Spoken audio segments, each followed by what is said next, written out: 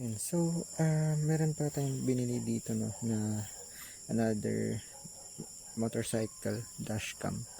And, ano siya, waterproof to na dashcam. So, ito yung kanyang itsura. Yan siya. Ito yung box niya. So, ganyan, ito yung kanyang specs currently. Yan. So, sa Shopee ko lang to binili. So, ito yung ipapalit natin sa kanyang, sa previous natin na dashcam. Kasi yung previous natin na dashcam, okay naman siya. Visible naman yung makikita ng camera sa likod. Yung problem lang is yung backlight ng LED. Yung kanyang display panel pala. Kasi, kapag matirik yung araw,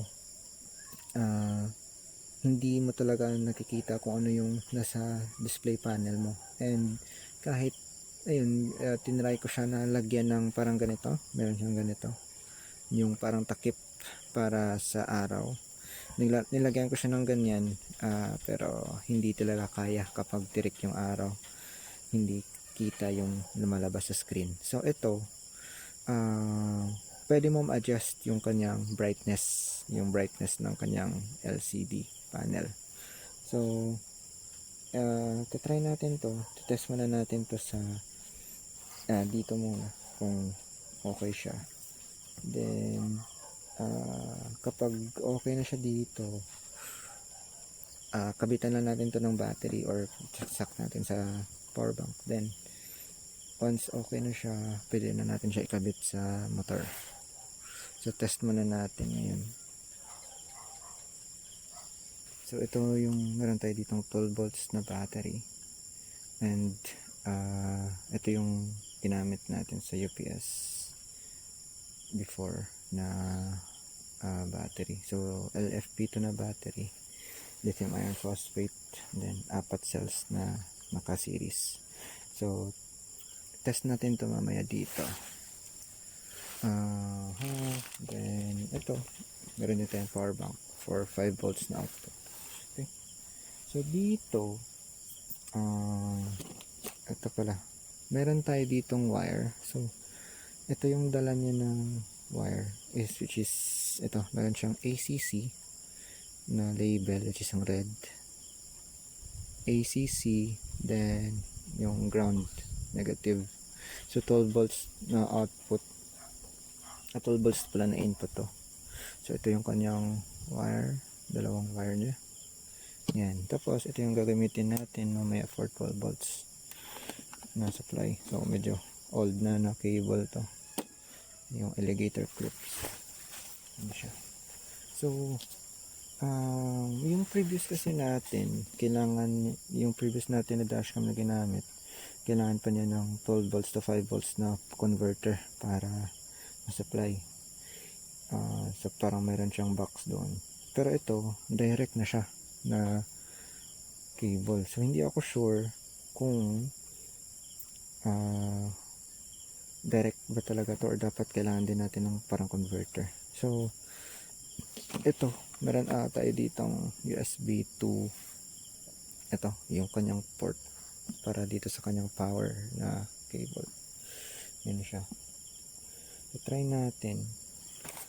Meron din naman siya dito mga manual. Yan. So, yan na UP na nga yung manual niya. So, pwede nyo i-go over yung mga manual niya dito. Yan. If gusto nyo mag DIY din. Yan siya. So, ito lang yung wire niya. Ito yung dalang wire niya.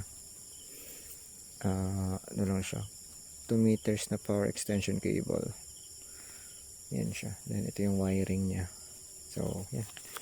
Ito yung laman ng kanyang mga manual. So, may mga instruction siya kung paano mag-set up ng ito, Android Auto. Ito. Then, meron din siyang CarPlay. Then, yung TF card. Then, yung Bluetooth. So, pwede siyang ma-set up. Yan. Then, yung mga other configurations niya like display brightness, screensaver, etc. So, marami siyang functions. And also, meron pala siyang tire pressure monitoring. Yan. So ito yung isa sa functions niya din. Tire pressure monitoring. Yan. Yan yung instructions. Then ito, try natin to na mamaya. Ito pala yung nakabit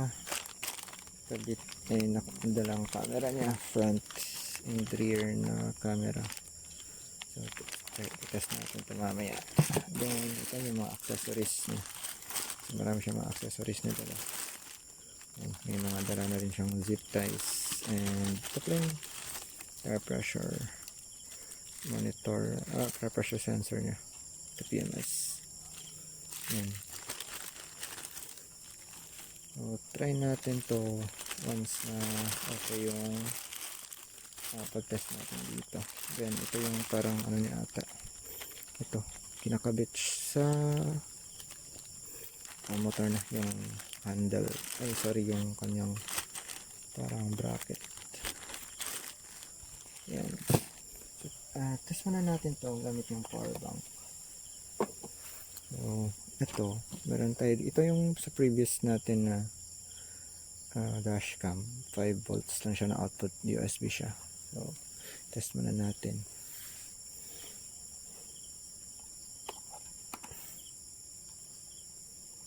Yan.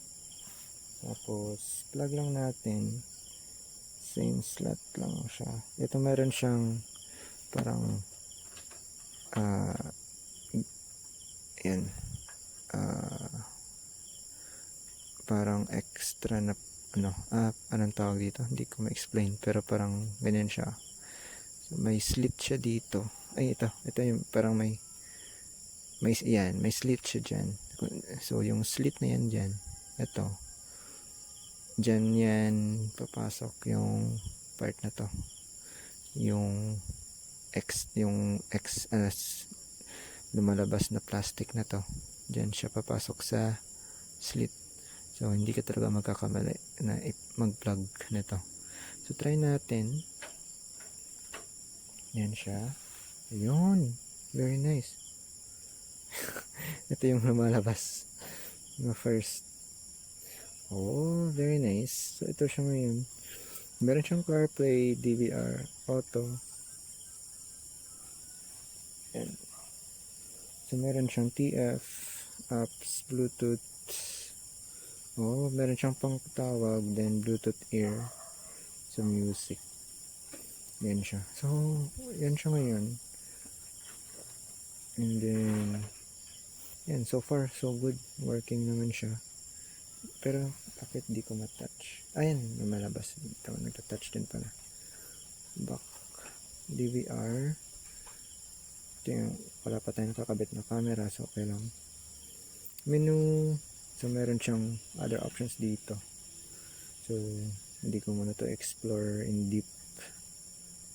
Yan siya. So, so ngayon, gumagana siya sa 5 volts. Try naman natin siya if gagana siya sa 12 volts na output. So, ganun ba ditong shutdown? Hindi ko kasi binasa in deep dive yung yung kanyang manual. So I think wala, unplug lang natin siya directly. Yan. Meron din siyang microphone actually. May built-in microphone siya dito. Yan. So ito yung mic niya. Then sa kabila meron ding mic. DVR mic. Yan siya. Yan, meron din siyang, I think ito TFT mic. Then DVR. TFT, sorry, TF mic. Yan. So okay siya sa, okay yung power niya sa ito sa ating power bank. Test naman natin siya gamit yung 12 volts na cable. Okay, 12 volts na battery. Ito yung 12 volts na battery natin. Then ito yung kanyang dalang cable. Ito lang yung dalang niyang power cable. So, ang nangyayari is, gamit tayo ng ito. Yan. Kabit lang natin siya. Ito, positive. Dito, ito yung positive niya. Then, yung negative, or yung ground, is dito siya. Then, clip lang natin dito. Yan. So, ngayon, meron na siyang positive and negative na power. Test natin kung gagana siya directly. So, hopefully, hindi masira to pag kinabit natin directly. Pero ito lang kasi yung dalang cable na eh. So, hopefully, gagana siya. Test natin. So, pag hindi siya mag-short or masira. Wait. Ayan. Oh, nice! Gumagana siya. Ayan siya. So, supported niya is 5 volts to 12 volts na power supply. That's amazing. Nice. That's nice. So, ayan. So, gumagana siya. Mapa 12 volts man. Direct lang siya na power cable. Or 5 volts. So, working siya. Kasi nakalagay dito sa kanyang nakalagay dito sa kanyang specs is full max is 3 amps eh. I mean 5 volts siya dito sa kanyang box. Meron siyang specs dito na nakalagay is 5 volts. Ito DC 5 volts yung kanyang supply. Yan siya ngayon. DC 5 volts, then max is 3 amps. So yeah, gumana siya. Gumagana yung natin direct na power supply 12 volts. So yan, ang goods to. Test natin yung camera. So buksan natin ang isang camera. So actually rear camera na naman yung kailangan ko dito. Meron siya dito yung DVR R, which means rear. Tapos yung isa DVR F. Yan, so front. So ito yung rear niya. Natin yung rear. Kailangan ko lang naman to para makita yung likod kasi possible na magkarga ako ng mga other camping gears sa taas ng top box ko, so hindi ko kita sa side mirror yung nasa likod. And ito yung kanyang camera. Meron siyang parang cover. Siguro alisin natin once na ma-install na siya. And then meron siyang pwede mo siyang ma-adjust actually. Yan, need mo lang luwagan or ipitan. Then yan. Tapos ito pala, meron siyang wala siyang dala. Ito pala, nandito yung kanyang 3M glue. Dito siya. So meron siyang 3M na parang double-sided tape. Yan. So ito yung kakabit mo dito sa kanyang dito. Kabit mo na siya. Pwede rin siyang screw or 3M na double-sided tape. Okay? So ito, wait, bakit ko ba inalis to? Yung kabit natin ulit to. Hindi ko naman kailangan actually alisin. Yan. And then, ito, kabit lang natin to dito sa green na cable niya. Ito. Yan. So, same din. Meron siyang meron din siyang yan, parang siya yung connector ng ating camera is parang may meron siyang slit dito. Baliktad siya dun sa power supply. I think para hindi ma-confuse or hindi ma-accidentally plug sa power supply. Ito yung camera. Then ito yung kanyang meron siya dito yung parang protruding na plastic. So dyan natin siya plug. Yan. So, sundan nyo lang. Yan. Ito for waterproofing to. Yung parang ito. So, plug natin. Yan. So, nakakabit na yung ating rear camera. Then, try natin i-open yung DVR. Yan. So, very nice. So, actually, napaka-clear niya. 1080p. Napaka-clear niya. Ayan, medyo ano lang siya. I think yung pagkabit is hindi lang talaga tight pa. Kaya, minsan may mga linya na lumalabas na parang nadi-disconnect siya or something. So, need lang natin siya i-properly lock. Ito. Para hindi siya parang nawawala yung signal eh. Pero so far so good. Yan. Napaka HD ng kanyang camera actually. And so very nice. Yan, hindi na siguro ano sa camera pero yan, napaka HD ng ano niya, 1080p. Napaka clear ng kanyang camera. So kahit na may takip siya na ganito. Yan. Yung kanyang parang plastic niya dito. Yan ito. Pero so far clear yung kanyang output. So I think hindi ko na siguro kukunin to. Parang protection na rin siguro. I don't know. Pero ganyan siya. So far so good siya. Yan. So ito rear lang camera na yung gagamitin natin. Tapos din siguro tayo gagamit ng memory card or something. Yan siya. So far so good.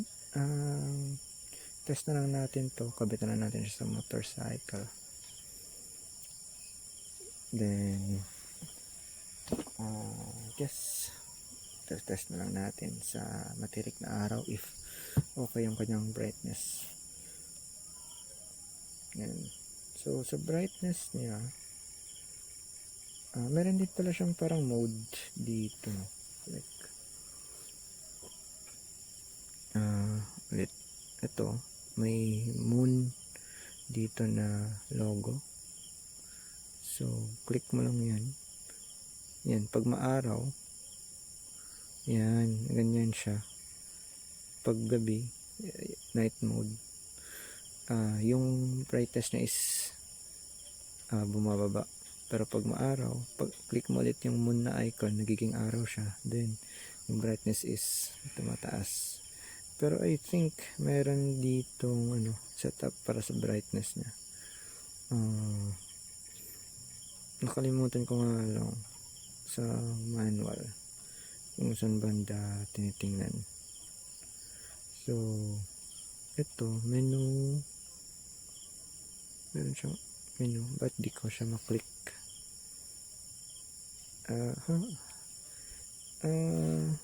RF, okay, para front and rear siguro to. So setup mic, okay. Saan yung settings niya? Ito setup.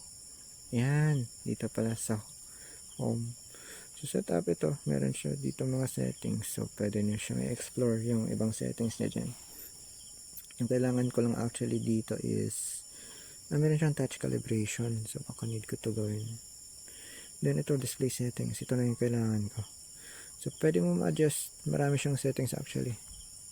May brightness, contrast, hue, and saturation dito. So pwede mo siyang ma-adjust. Yan. Yan siya. So ang dami niyang settings which is amazing actually. Kasi ito yung kailangan ko talaga. Yung brightness niya. Yan. So far so good. Marami din siyang other settings dito. So pwede nyo siya ma-explore. If bibili kayo nito. Pero yung need ko lang actually is yung rear camera and yung brightness. Yan siya. So I think all good siya. Kabit ka na siya sa e-bike natin. Then test na natin. Thanks. Yan na siguro. Okay, so ito pala yung ating mounting bracket for dashcam. Ito yung dalang bracket niya.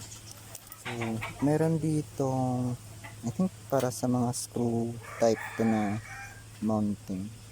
Tapos ito is usually sa mga bracket natin na parang bilog, parang ganito. Yan.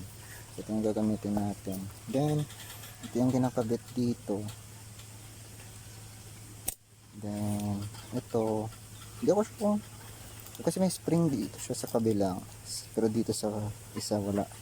So, hindi ako sure kung yung spring na to is dapat ba doon siya papasok sa uh, display or sa panel ng dashcam or kabila. Kung hindi ko sure kung spring is dito siya na side or dito. Ay, hindi rin ako sure kung ano yung purpose ng spring. Baka for vibration, so dampening siguro ng vibration. Not sure lang. Kasi yung ito, wait lang. Ako, nahipitan ko. Wait.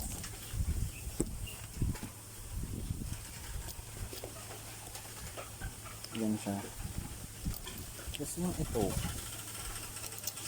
I think parang plastic yung bola dito. Plastic ito.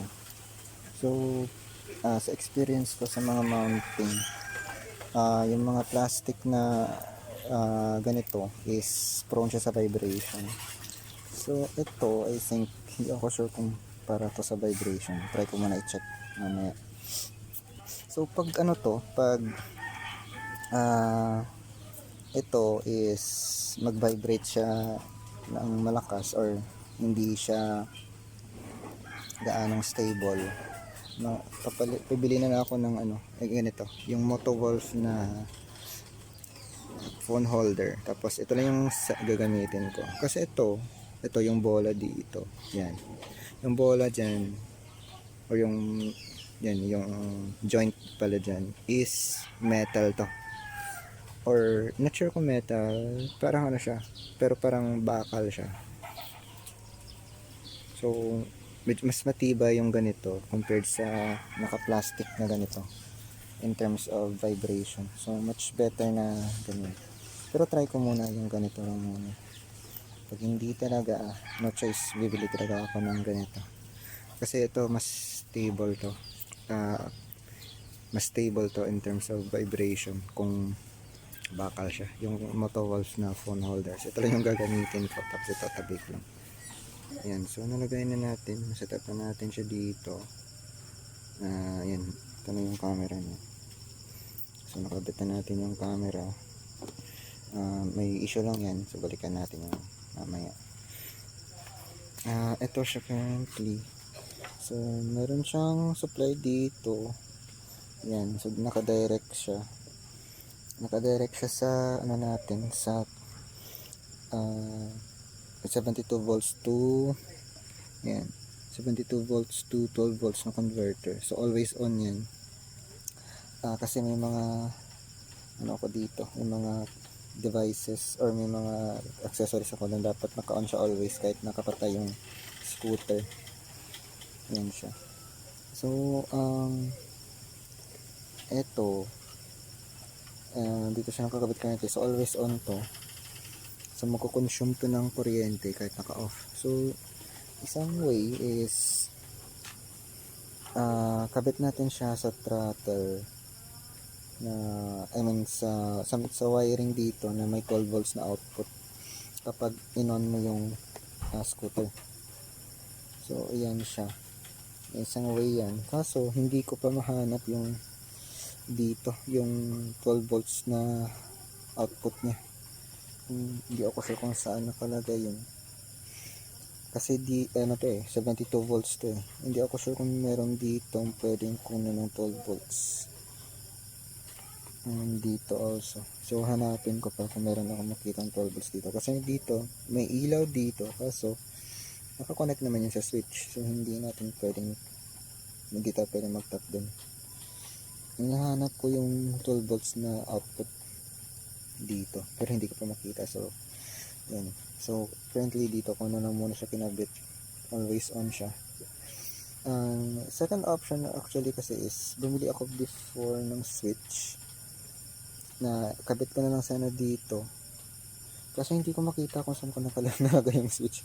Hindi na buong araw ako naghanap, hindi ko makita. So, bili na lang ako ulit siguro. So, isang option yun. So, pwede mo siyang ikabit dito sa handlebar. Dito siya. Pwede mo siyang ikabit dyan. Or dito. Kahit saan. Basta, nakaganito rin siya na type. So, na-switch. Kasi hindi ko na makita. So, anyways. Yan siya yung power niya. Direct 12 volts siya. Then, ito yung kanyang reverse na camera. Kaso, yung previous ko na na camera, blue yung ginamit ko na wiring dito. So, yun siya. Yun, kinabitan ko siya ng ito, para humaba pa siya. Yan siya. So, then, dyan siya nakakabit papunta dun sa ilalim na. Ayan siya ngayon. So, yan. Yung blue, hindi matching. So, pero okay lang kasi nakatago naman to. Pero yan siya, reverse to na camera na wiring. Tapos ito, nakakabit dito. Reverse nito. So, may issue lang tayo. Hindi, kasi dito ko sana siya ilalagay. Dito sa, yan. Nakaganyan siya dapat dito. Yan. So, nakaganyan siya dapat. Kaso, yung problem, pag nakaganito siya, is, reverse yung, yan. So, baliktad yung camera. Wala akong way to invert yung camera. Chinek yung settings, walang way to invert yung display na i-mirror, i-rotate siya 180 degrees. So, baliktad siya. So, pwede ko naman ganyanin. Kaso, may nakaharang dito.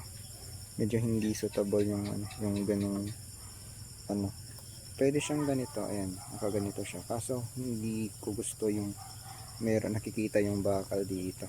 Ito. So, pwede siyang ganyan sana. So, may nakita ko dito. Actually, ito siya. Pwede kasi siyang higpitan dito. Yan, meron siyang screw dyan. Yan. So, baka, pwede ko i-rotate yung camera kapag niluwagan ko to. So, try ko muna yan. Then, check natin ulit mamaya. So, ayan siya ngayon. Yan. So, inalis ko na yung kanyang screw. Ayan siya ngayon. Then, ito siya. Yan.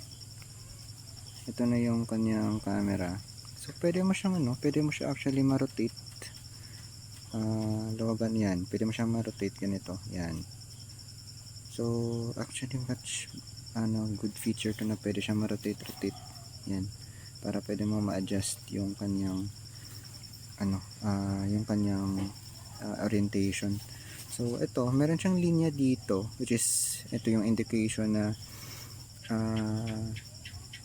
ito yung sa parang parang indication na dito ka mag-stop para makita mo ayun, tama yung orientation na niya kung dito. So, halimbawa, kung nakaganito siya, kung lagay natin dito, wait lang, medyo mahirap. Yan. So, yan. Pag nakaturo na siya dyan, yan. Kung titingnan natin, dito sa, ayan. So, tama na yung orientation niya kapag nakaganito siya. Yan. Kasi, pag ito, orientation niya, kung nakita mo dito yung guhit na to, ito yung baliktad na. Kasi, nirotate na natin siya. So, good design to na meron siyang ganito para indication na dito tayo magsa-stop para sa orientation niya na ganyan. Yan. So, tama na yung kanyang orientation dito. Nice. So, lock na lang, balik na lang natin yung screw. Then, kabit na lang natin siya. So, yun, update pala dito. Yan, nakabitan natin yung camera natin dito. Then, na siya yan. Nilagyan ko na rin siya ng mga zip ties dyan. So, hindi ko na lang siguro muna alisin to. Yung cover nito. Ewan mo. Parang okay pa naman, clear pa naman yung camera niya kahit meron ganito. Hindi ako sure kung scratch resistant yung camera niya. So, yan lang siya muna. Then, yan. Nakabit na natin siya. So, yan. Dito lang siya palusot. Papasok dyan. Yan sa loob. Then, dito. Yan. Yan na siya ngayon. So, ito siya.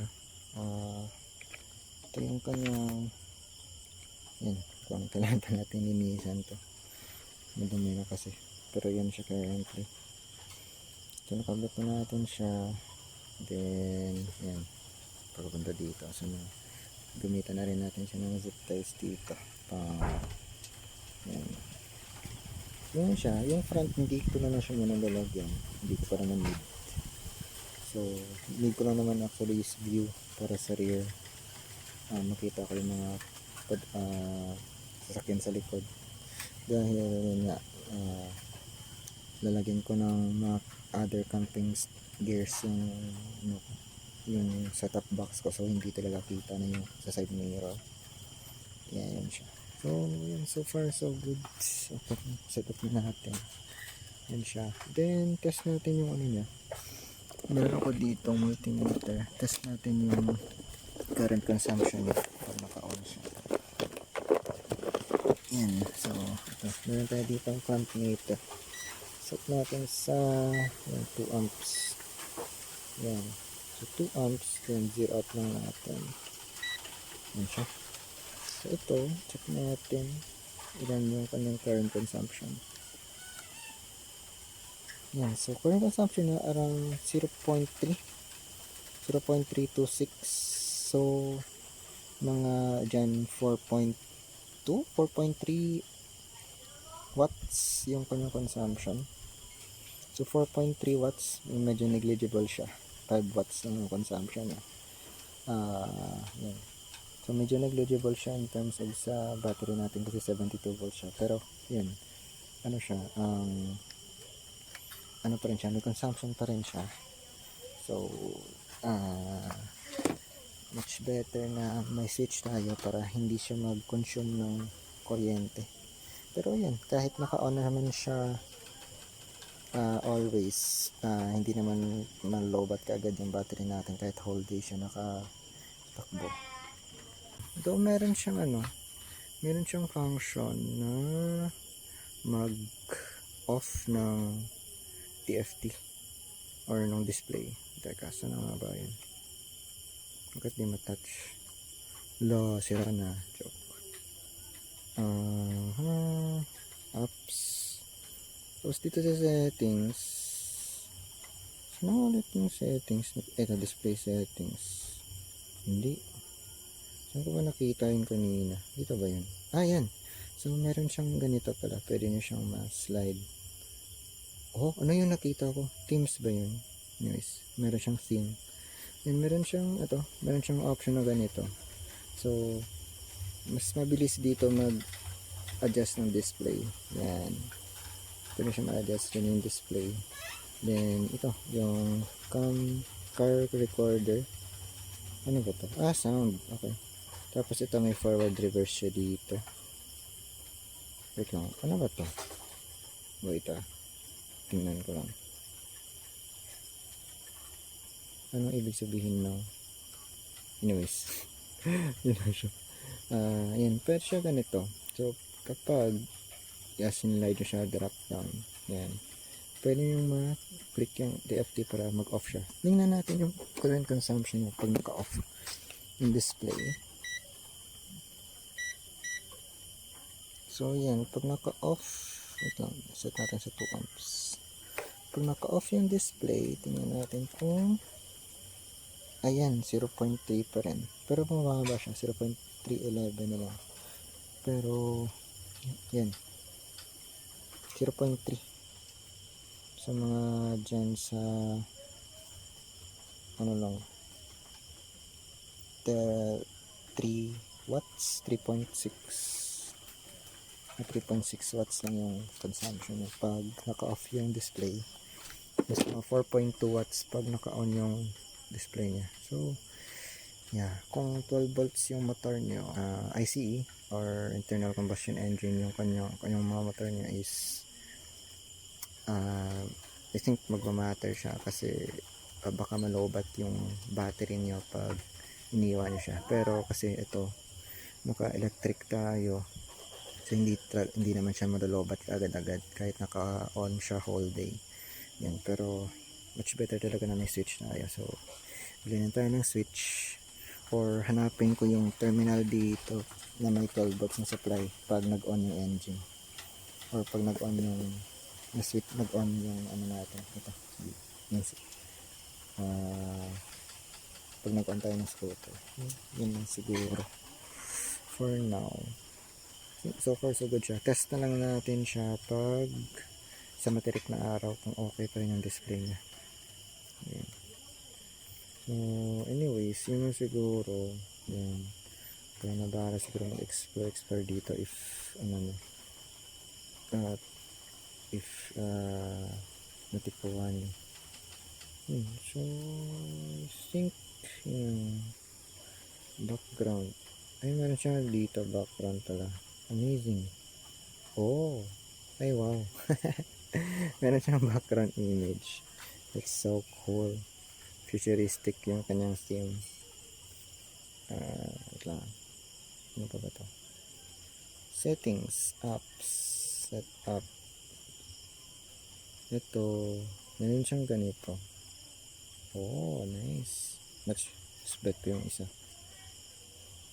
This background. Yan. So, ganun lang siya. Yan. So far, so good.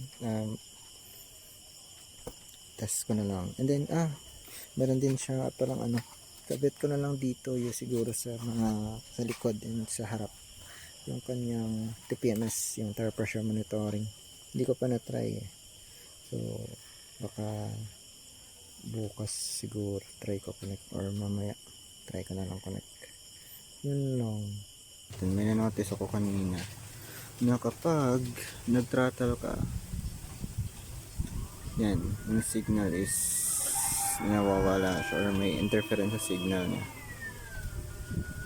So, I think yung cause ng issue is sa wires, sa wires niya. Ito kasi extension to. So, I think dito siya. Either mahaba yung wire natin, kaya yung signal is hindi niya ma-process properly or hindi siya makatransmit ng data properly dahil sa haba nga ng extension natin. Or, ano talaga, hindi protected ng wala siyang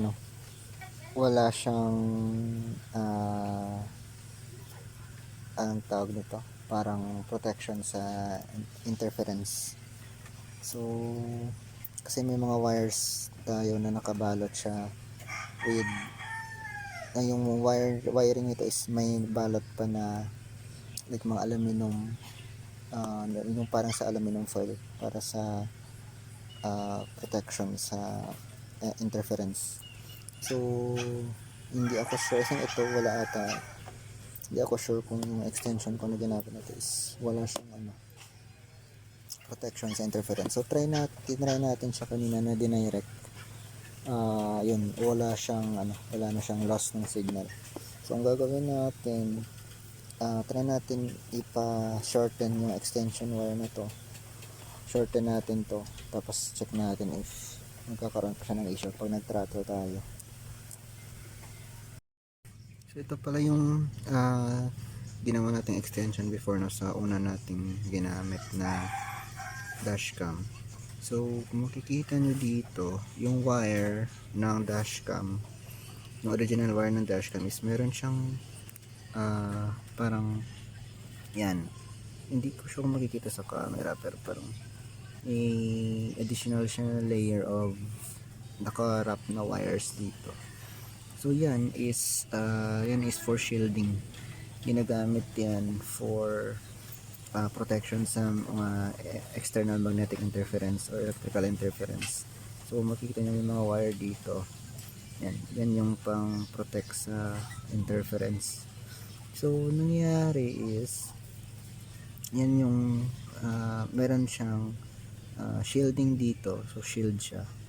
Yan, kung makikita nyo may parang aluminum na cable or aluminum na foil din for protection sa interference yan. Yung ito, yung foil na to. Yan siya. And then, ito. Ang problem is, I think yung ito, need rin natin i-wrap to. Yung part na to sa foil and wire para sa external interference. Then ito yung kinabit lang natin na USB cable last time. So ito siya. Ito yung kinuha ko na sa charger ng phone. So and then kinuha ko lang yung balot niya and then sinolder sa wire ng dashcam. Yan. So ito siya. Ito yung USB cable tapos ito yung original wire. So kinunik ko lang siya. Ganyan siya. So before yung una natin ginamit na dashcam, wala naman siyang issue. Pero yung second na dashcam na to na ginamit natin, yun, doon na siya nagka-issue. So I think try natin muna putulin to tapos kabit natin. I-reconnect natin yung ano niya, ito. Kasi ito siya, yan. So putulin lang natin yung ito. Mga pako pa dito. So putulin lang natin to yung USB cable ng phone ko. Tapos reconnect natin siya. Tingnan natin kung mag-okay yung signal niya. Kasi medyo mahaba din naman yung cable ng ano natin. Ng second na camera natin. Yung mahaba na naman yung cable ng second na dashcam natin na ginamit. So hindi na natin kailangan siguro ng mas mahaba pa na cable. So try natin to. Try natin alisin yung cable na to muna. So yan, meron pala tayo dito. Ito nakuha ko pa kanina yung meron pala tayo dito ang cable nung sa previous natin na dashcam, yung green na cable niya. So I think try natin siguro to instead na ito. Kasi ito need pa natin i-reconnect ulit yung part na to and ito. So, pero ito buo na kasi siya. Galing to sa first na dashcam natin. So try natin to kung mag-work to. So ayan, ito kinabit na natin. Ito yung camera, wire ng camera natin. So kinabit na natin to dito sa yan siya ngayon. Yan, tapos papunta dito sa yan. So bagay na kasi green talaga to. Yan.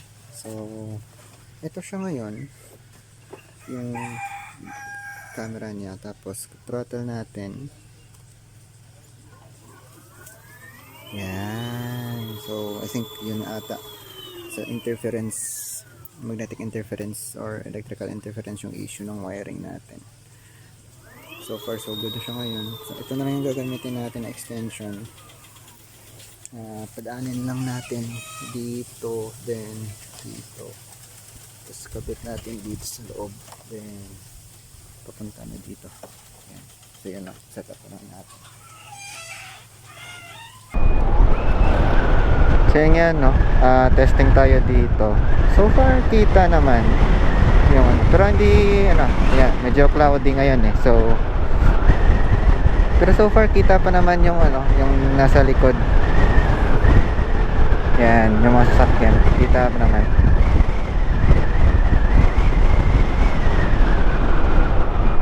Yan po, nahin natin.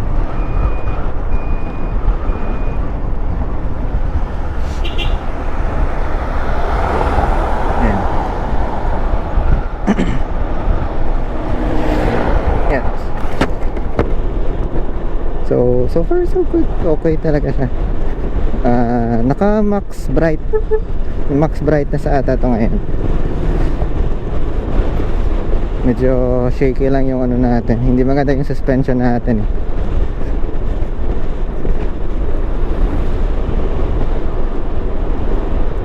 yan. And also ito mag-shake talaga to kasi ito plastic yung kanyang, yung parang sa niya, yung joint niya is plastic. Kung compare mo sa Moto Wolf na na phone holder, hindi siya nag-shake kung compare mo dito. Yan siya. So isa yan Pero well, hindi ko pa actually na-try na gamitan ng Motowolf joint mismo yung ano natin, dashcam natin. So well, try ko muna bumili ng ng Motowolf na joint na parang ganito. Same dito. Then well, hopefully hindi na siya mag-shake. Pero yan yung na-notice ko actually. Kapag mga plastic na mga joints yung ginagamit is talaga siya, hindi siya stable in terms of vibrations.